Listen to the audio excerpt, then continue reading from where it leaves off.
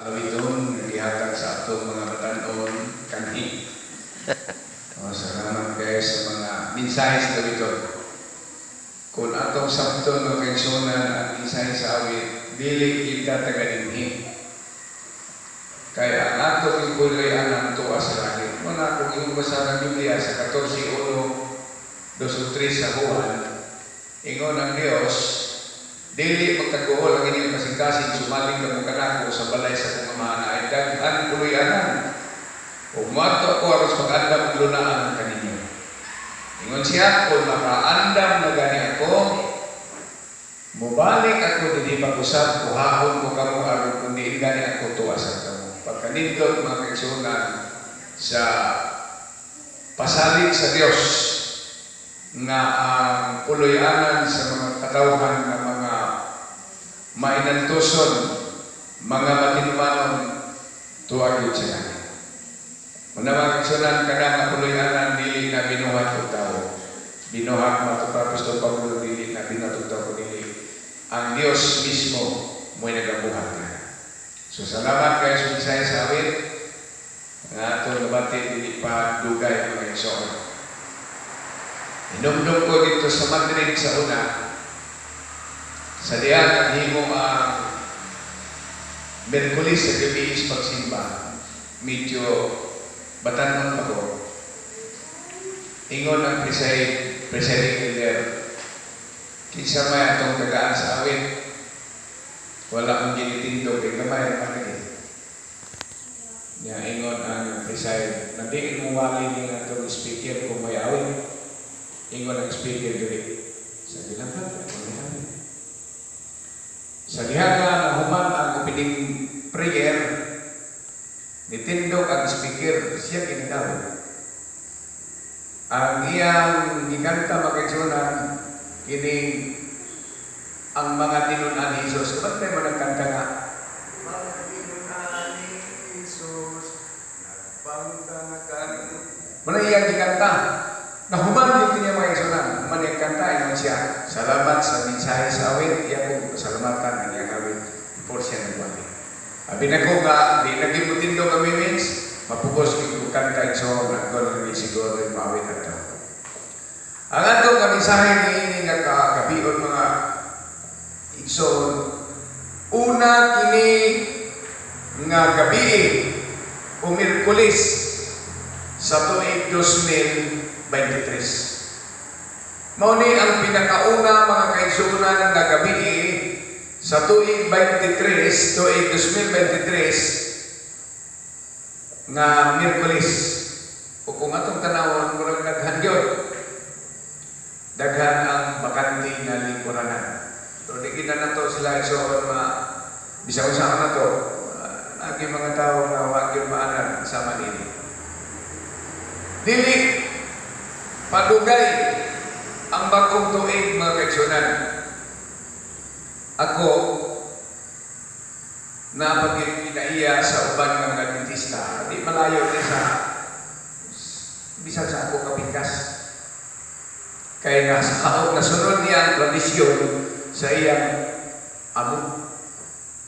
Kabantay mo sa tradisyon sa mga Katoliko. Panahon na gani sa Disyembre 31, umadtong palengke, palit o bisan unsang prutas ginagmay lang. Isa kamong bungon, isa kamong apple, o sa kapumpong grapes, o tumas kilong rambutan. Tanan klases prutas. Usay kapalit pag prutas nga di mapuslan. Ano naman? Ludyan. Kapag may unod, pinya. Ito naging dito Yung na nakawag at misis, anong nagpalit mga kanipinya rin na makaon? Pagkawan mo ito kung walpulso pagkadako, hinanda ko na doon na sa iyang iso. Ang katong karon namin, 31, busy magpo-deliver sa mga order sa katong cake. Pag-abot na ako dito sa balay, diha, sa isang anak ko na balay, na ay plaganitan dako-dako, ano na ko, itong sa lamisa, na ay apple, na eclipse, tinatag ito sa iyang maguwang. Yan na, bayapas na, di pa pwede ka mo. Kaya, dabong yun ka dabong. Unyang kamito, murag putot pa kadako. Kung nasan sila naman kami. Kay kunuhay, ditungtong sa fruit tree or planganita, kay kunuhay, o sa may uban na, palihi. Kamantay man ito ba, mga tuliko? Magpalihi. Tradisyon ng mga kaisunan. Pero sa'yo, maadaptar para nato.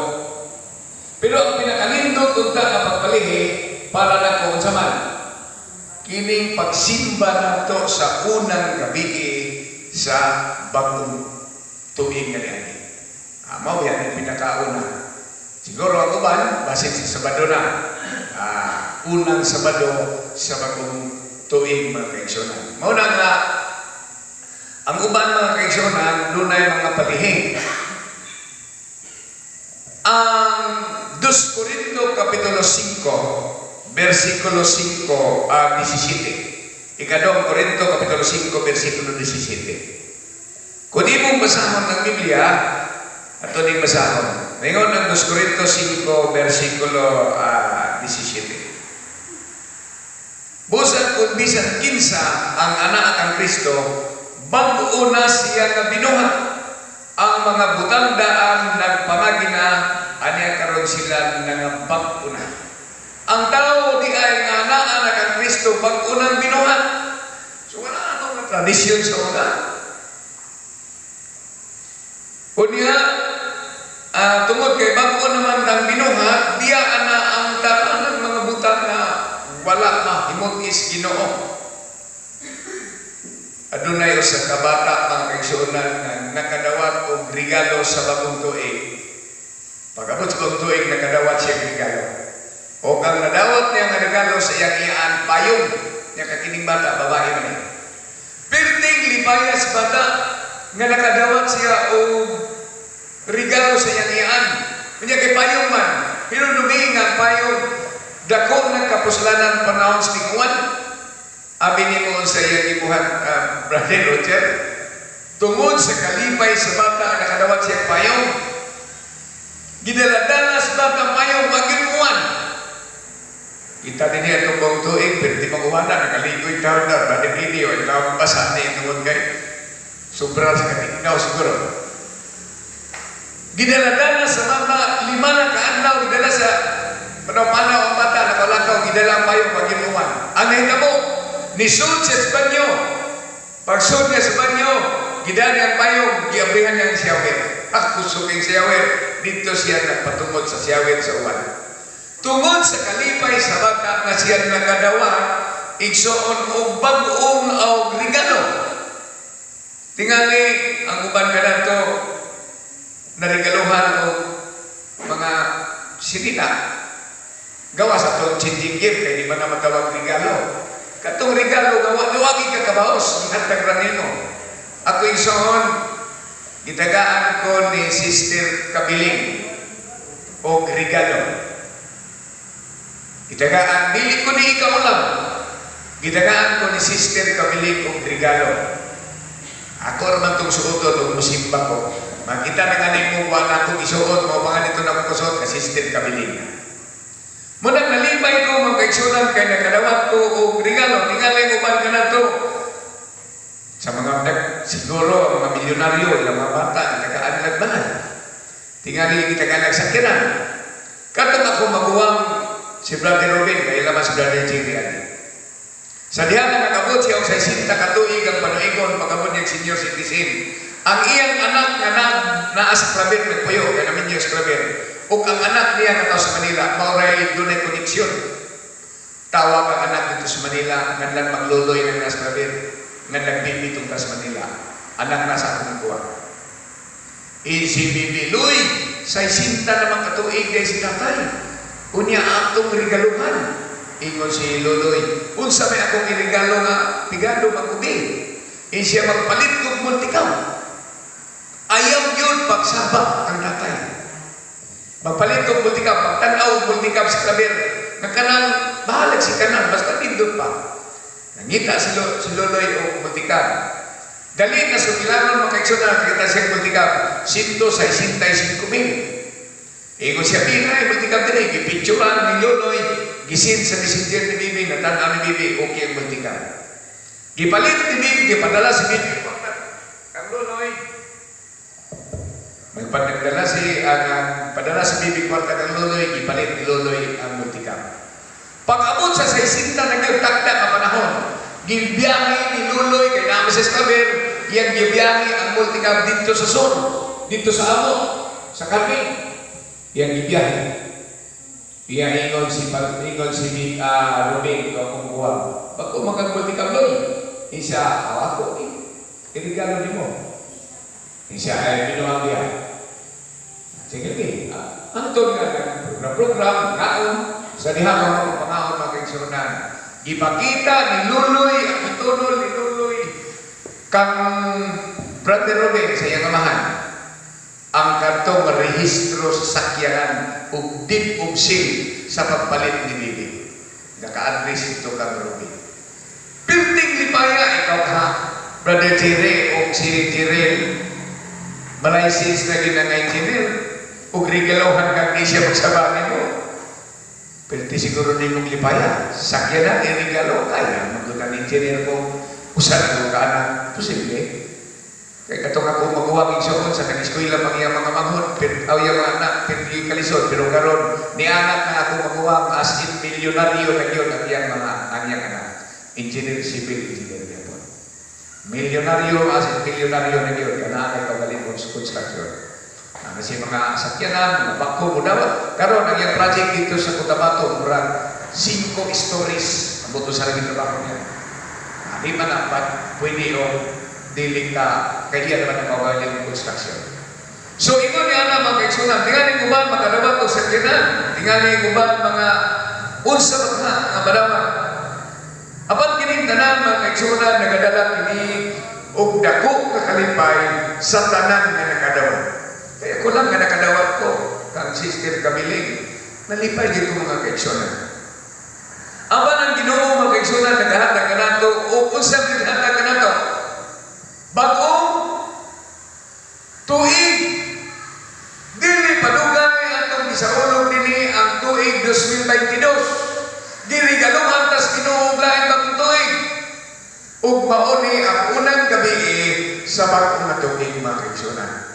Takos ug angay dahigon ug pasalamatan ng Dios. Nga naman, ang akong kumpare mga kaigsunan samtang tanaw dito sa kumpare nako sa Sur. Samtang nagtanaw ko sa akong cellphone gabi sa Facebook na kita na ko sa unong i-post sa iyang anak, patay na si Paribin. Itong niyaging buwan, kaya balo man sila na Jerry, ito ko sa Sur, kaya nagkuha ko pasinting ako, pilans mata, mautos siya pre. Pizza 29 sa Disyembre. Pas nila no bilang nagkataw, 29, 30, 31, bakit kabot o bagong tuig mga kaigsunan? Wala gyud kabot o bagong tuig. Si Paribin, mauna nga kita mga kaigsunan, lipay na tungod kay ang Dios, naghatag ka nato og lain nga bagong tuig. Apan hangtod karon kita buhi pa. Apan ang pangutana, giunsa kanimo pag-alagad ang Dios. Giunsa kanimo pagpasalamat ang Dios. Giunsa manato sa pagbalos ang Dios sa iyang pagkamaayo anak.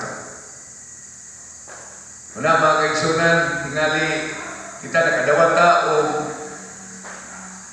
mga regalo lain na sa pagkinabuhi. Tingali kuman, Sister Maludik, salamat kayo. Na-license na yun mga kaigsunan. Nakadawag ng isang lisensya.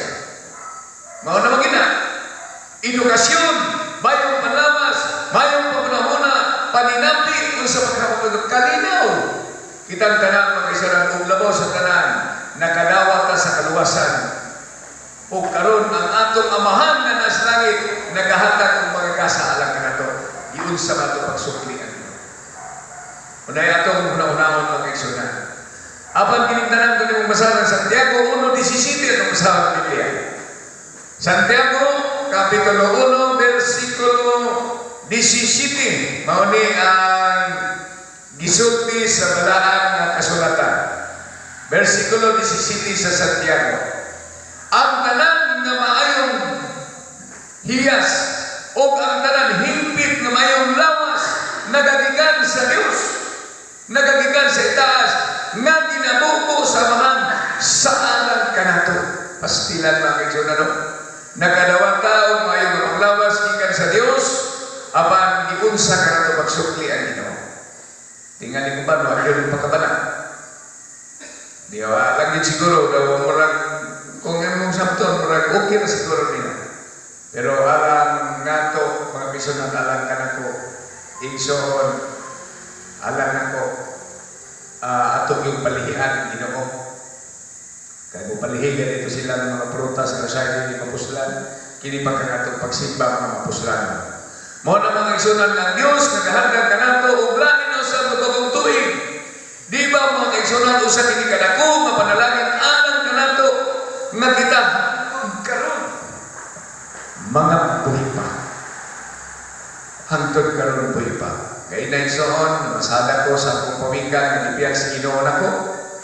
Sa diha mga kaigsunan nga napasada ko, pagpadoong na ko din pauli diha sa 18 araw sa Bonifacio na iparan ako para milikan. Tanaw na ko mga kaigsunan nga kahintan, pertigyo doon. Kay Mestro, niya siya ka alam-alam wa yung buot, gidana ko dito. Kung kita na ang sitwasyon. Sa ako muna na pastilan. Nakaibawa ka is pagtuos Ginoo. Walay problema ang nagkataw kung simba ko, mabot na to ang nagko na problema balatian kung naatas Ginoo. Ang problema ng mga kaigsunan kung ang ato kapagtuo, wala na kahimuti sa Dios kung may dako ka problema. Mara na mga kaigsunan. 1:75 nag-ingon, mamatay man kabuhi kung naatas ka mo sa Dios. Walay problema. Muna naalam ka na kung magkaigsunan, ingon na kita nakadawat, kung mautuin, atong dahigon magpasalamatan ng Diyos. O kini mga kaigsunan, kining tanan, nabat na nato, gikan yun ni si Ginoo, sumala sa Santiago, 1:17. Usa tinig kagabion sa mubo na nato, kapagpunan ko. Mubo na nato sa pagtuon mga kaigsunan. Inaot na nato mapapalandong ang kulong sa Diyos. O tungod niini, muhatod kini kanato mga kaigsunan. Ngadto sa kinabuhi walay kabito katapusan.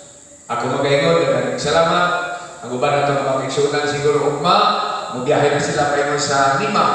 Doon na sila seminar. Siguro wa kabalo sa dagan sa atong panahon.